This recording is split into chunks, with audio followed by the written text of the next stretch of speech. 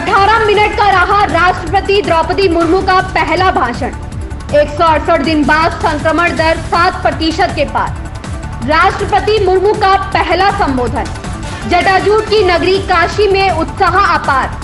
साल में केवल एक बार होगा दिल्ली में नगर निगम के शिक्षकों का तबादला। उद्धव गुट पहुंचा सुप्रीम कोर्ट। मुख्तार अंसारी के बेटे अब्बास की तलाश में कई जगह छापेमारी। वनडे सीरीज जीतने के बाद टीम इंडिया का जश्न।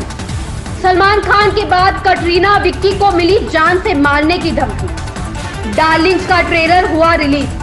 द्रौपदी मुर्मू ने देश की 15वीं राष्ट्रपति के तौर पर शपथ ले ली है। सोमवार की सुबह संसद के सेंट्रल हॉल में शपथ लेने के बाद उनका पहला संबोधन 18 मिनट का रहा। इसमें उन्होंने गरीब से लेकर युवा और महिलाओं तक का जिक्र किया। इतिहास से लेकर आजाद भारत के विकास की यात्रा पर प्रकाश डाला। बोली, मेरे लिए देश के युवाओं और महिलाओं का हित सर्वोपरि होगा।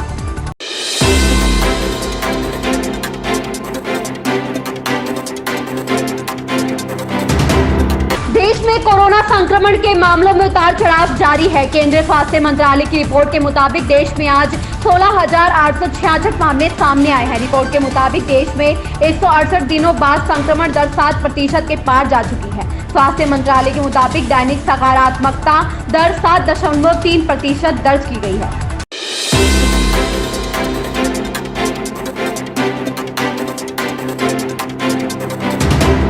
शपथ ग्रहण करने के बाद राष्ट्रपति द्रौपदी मुर्मू ने अपना पहला संबोधन दिया। इस दौरान उन्होंने सभी देशवासियों का आभार जताया। राष्ट्रपति मुर्मू ने कहा, भारत के सर्वोच्च संवैधानिक पद पर निर्वाचित करने के लिए मैं सभी सांसदों और सभी विधानसभा सदस्यों का हार्दिक आभार व्यक्त करती हूँ। आपका मत देश के करोड़ों नागरिकों के विश्वास की अभिव्यक्ति है।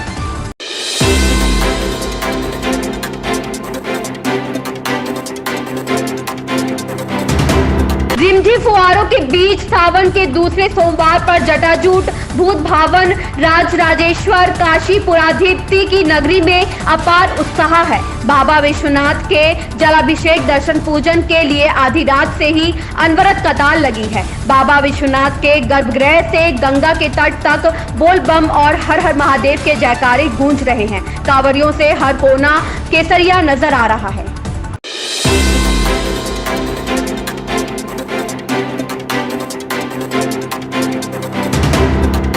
दिल्ली नगर निगम के शिक्षा विभाग ने प्रधानाचार्य और शिक्षकों की नई तबादला नीति को मंजूरी दे दी है। इस नीति के तहत निगम शिक्षकों का साल में केवल एक बार तबादला हो पाएगा। इसके लिए वह सितंबर में तबादले के लिए ऑनलाइन आवेदन कर पाएंगे। तबादला नीति में यह साफ किया गया है कि शिक्षकों को उनके मन मुताबिक स्कूलों में तैनाती नहीं मिल पाएगी।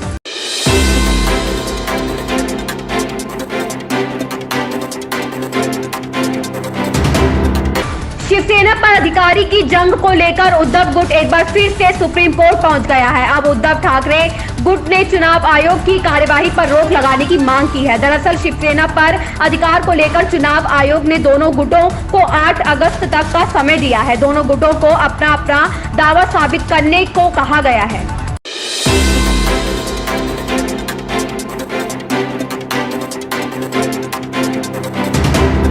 माफिया मऊ सदर पूर्व विधायक मुख्तार अंसारी के बेटे अब्बास अंसारी की तलाश में लखनऊ कमिश्नरेट की पुलिस ने 5 ठिकानों पर दबिश दी, लेकिन आरोपी अब्बास हाथ नहीं लगा। उसके खिलाफ कोर्ट ने गिरफ्तारी वारंट जारी किया है।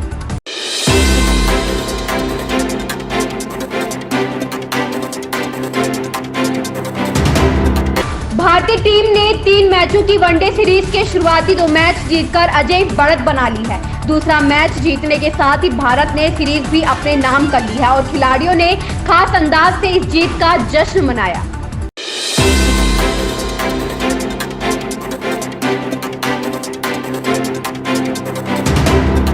बॉलीवुड स्टार कपल कटरीना कैफ और विक्की कौशल को जान से मारने की धमकी मिली है। विक्की कौशल ने अज्ञात लोगों के खिलाफ पुलिस में शिकायत दर्ज करवाई है। जानकारी के मुताबिक कटरीना कैफ को लंबे समय से एक शख्स सोशल मीडिया पर स्टॉक कर रहा था, लेकिन जब इस बारे में विक्की कौशल को पता चला तो अभिनेता ने उस शख्स को समझाने की कोशिश भी की, लेकिन वह शख्स नहीं माना।